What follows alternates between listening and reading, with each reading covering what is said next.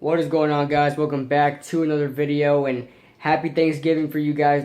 Thanksgiving is tomorrow, so hope you guys enjoy it with your family and friends and stuff like that. But real quick, I want to say sorry for not making videos lately about anything. I've just been making prediction videos. I've been busy a lot, working a lot, so it's kind of hard for me to come home and then, get myself up to make a video or something like that. So I will be coming out with more videos soon. Don't worry, guys. Still working on the gaming channel, so you guys stay tuned for that. Link is in the description for the gaming channel. So let's go on to my last week's record. I went 9-5 last week. That brings me to a 101-6 straight up. I'm talking about 101-60 record. So I'm in the 100 club this year. I think everyone should, but anyway. Moving on to against the spread. I'm 7-5-1 last week. That brings me to an 80-75-5. So I'm starting to distance myself from my losses, getting a lot more wins than losses. So that's a good thing. And the pushes kind of screwed me up, but it is what it is. So let's get on to the Thanksgiving Day games. We start off with the Lions at the Vikings. The Lions won this game earlier in the year, when it was at, I believe it was at the Lions home. Yeah, it was at the Lions home, and I believe the Lions won that game 14-7 or something like that. So I'm going to take the Vikings here to split with them this year. I think the Vikings are very good, and I don't think they're going to get swept by the Detroit Lions. I think they got themselves on a roll here. So I've got the Vikings, especially being able to beat the Rams at home. The Rams, I had them coming in as a potential underdog to win that game, because they weren't favored in that game, and I thought they would win that game, but they didn't. But I'm going to have the Vikings here to beat the Lions 17-10, Minnesota -3. The next game, kind of weird why this would be a Thanksgiving Day game. I don't think these teams share any correlation in rivalry or anything like that. And coming into this year, the Cowboys were supposed to be like a 15-1 type team, supposedly, and the Chargers were supposed to be a 6-10 type team. So I don't know why this would be a Thanksgiving Day game, but it is what it is. I'm gonna have the Cowboys winning, and I don't know how, but the Chargers are favored. Don't ask me how, but they are. And if the Dallas Cowboys somehow find a way to lose this game, you guys can't make any excuses. The Cowboys suck. They're not making the playoffs. So that being said, I'm going to have the Cowboys winning this game 23-17. Hopefully they prove me wrong. And I'll take Dallas plus a 2.5. The Giants at the Redskins. I don't think we'll win this game, but I think we'll keep it close. I'm excited to watch it would have been a lot better if we had Thanksgiving Day, watch the Giants on Thanksgiving when they were a good team. Like, if they were at least like somewhere around, I don't know, 7-3 right now or something like that. But it is what it is. We get to watch them on Thanksgiving, but they're not a good team. So the Redskins, I'll have them winning 24-20. Take the Giants plus the 7.5. The Buccaneers at the Falcons. I'm going to have the Falcons winning that game, blowing out the Buccaneers 31-14. Take Atlanta minus 9.5. The Titans at the Colts. This would be a high-scoring game, like mostly all their games are between the Titans and the Colts. And I'll finally have the Titans winning a game against the Colts. Take the Titans -3, 35-30. And moving on, the Bills at the Chiefs.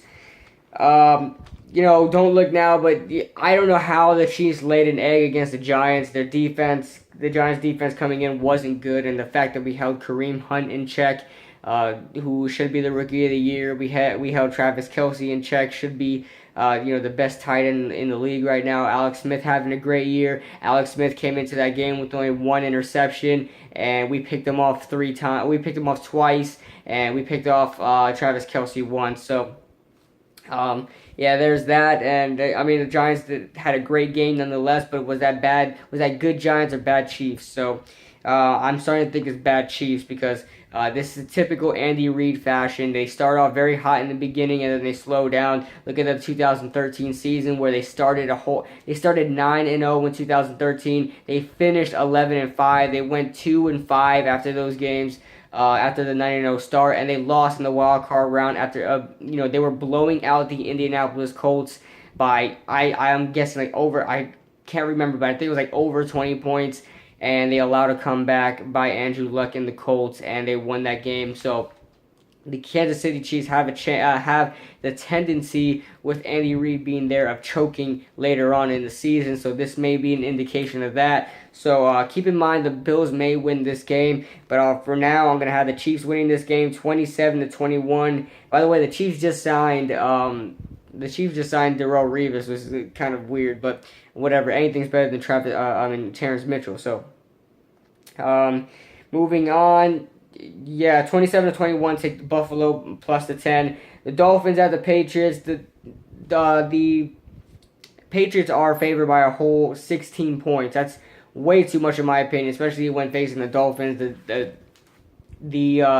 Patriots don't really blow out the Dolphins like that. So, and the Dolphins sometimes win those games, especially that this is at New England, so it doesn't matter. But I'll still have Miami plus the points and have the Patriots winning 34-23. The Panthers at the Jets.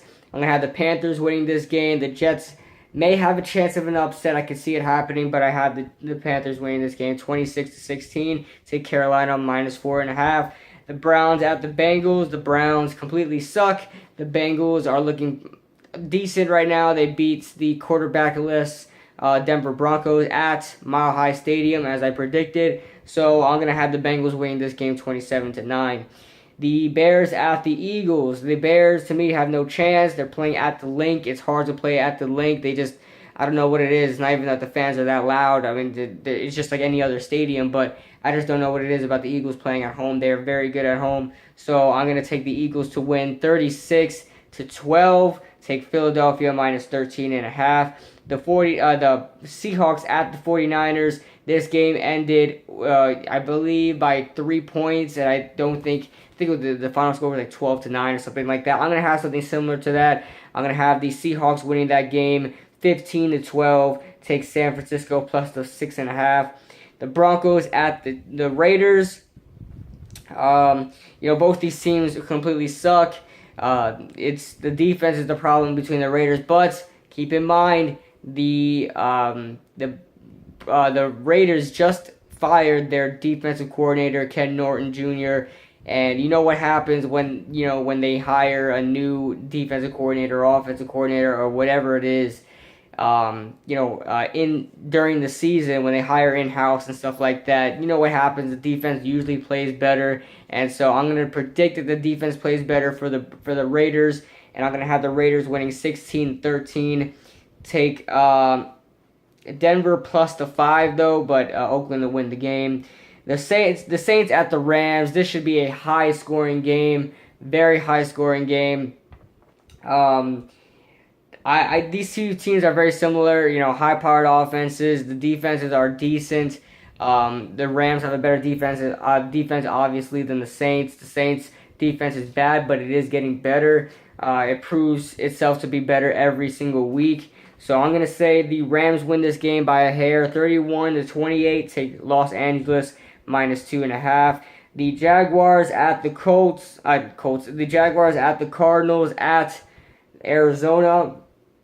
I'm worried about the Jaguars on the road because to me they're a good team, but I just think traveling so far away can mess with them a little bit. They're not the most experienced team. They're not used to winning these type games. They're not used to winning at all. So keep in mind the Cardinals may win this game, but I got the Jaguars winning 20-17. Take Arizona plus 5.5. The Packers at the Steelers. I don't know how the Pittsburgh Steelers are favored by a whole 14 points. It doesn't make any sense to me. We're talking about a Pittsburgh Steelers team that chokes away games and plays bad against bad quarterbacks. With Jacoby Brissett, they were winning 17-0. I mean, Pittsburgh had to come back from a Jacoby Brissett-led Indianapolis Colts. Mitch Trubisky, I think it was Mike Glennon. That beat the Steelers 23-16. So, when it comes to the Pittsburgh Steelers, I don't have any confidence in them facing new, young, and bad quarterbacks. I'll have the Steelers winning the game, by a pretty deciding fact. They're pretty convincingly, but I'm not going to have them in any way being blowing out the Packers. So I'll have the Steelers winning 24-14. Take Green Bay plus the 14. I think Brett Hundley is going to play a little better this game. The Steelers don't have a great defense, especially when it comes to the secondary. So maybe he'll get his way in, getting some throws in. I predict maybe a pick six from Ben Roethlisberger. That's the way that the That's the way the Green Bay Packers will put up points. So we'll see what happens. And then we got Monday Night Football, the Texans at the Ravens. I'm not looking forward to this game whatsoever. Don't like this Monday Night Football matchup.